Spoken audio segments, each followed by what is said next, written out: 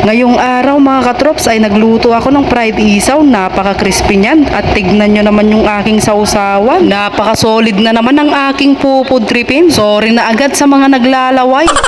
Sobra kasi talaga akong nagkikrave sa fried isaw kaya napaluto agad ako. Talaga naman napakasarap. Sabay higop sa napakasarap na suka. Talaga naman.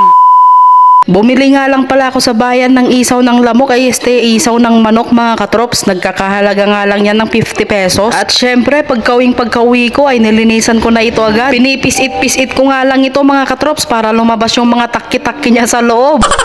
Ito kasi yung nagbibigay lasa na hindi mo maintindihan. Yung lasang mapait ba? Para na din mas masigurado na sure na wala tayong makain na germs ay lilinisan natin ito ng mabuti. O diba? Tama o tama? Hinahati-hati ko nga lang yung mga mahahaba mga katrops at ayan maglalagay na ako ng pampalasa na magic sarap. Maglalagay rin ako dito ng pinong paminta mga katrops. Ayan nabitin nga ako sa isa kaya dalawa na yung nilagay ko. Sunod ko namang ilalagay mga katrops sa itong harina. Tsaka ako ito nilagyan ng isang pirasong itlog. At syempre halu-haluin natin ito para ma-mix. Sinulang pa nga ako ng harina kaya nagdagdag pa ako mga katrops at ayan naglagay na rin ako ng asin. Muntikan ko nang makalimutan. Kinamot-kamot ko na nga ito para mahalo ko ng mabuti.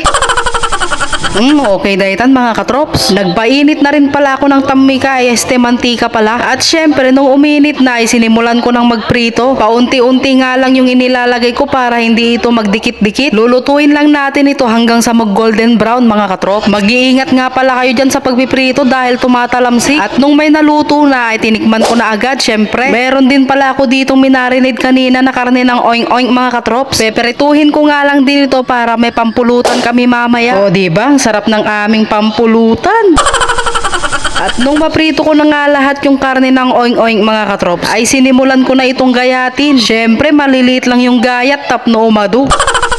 Para isang tagay, isang subo ng maliit na karne. Naghiwa na rin pala ako ng sibuyas mga katrop. Pinaghalo ko nga lang tong sibuyas na puti at pula para mas maging maganda yung itsura niya. Tinimplahan ko nga lang ito ng suka, asin at paminta. At all goods na yan. Okay na din yung ating fried isaw mga katrops. Syempre kumuha na rin ako ng kaunting kanin at itong suka. Tignan nyo naman yan. Sa halagang 50 pesos na isaw, napakadami na ng aking nagawa. At ayan, kumuha na agad ako ng isa para isausaw dito sa ating ginawang sukang sausawan.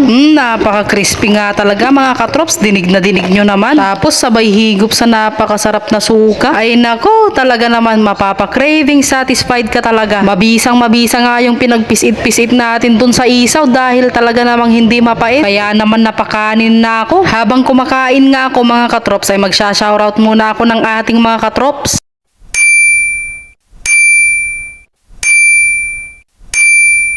Shoutout sa inyo mga katrop. Salamat sa pagsuporta. God bless you all po. Sa mga may gustong magpa-shoutout, comment lang kayo dyan sa baba. At ayan, inaya ko na nga yung atin ng aking partner para magtagay-tagay naman kami. At ayan na nga yung ating mga niluto. At eto naman yung ating napakasarap na sausawan. Syempre, unang tagay para sa inyo mga katrops.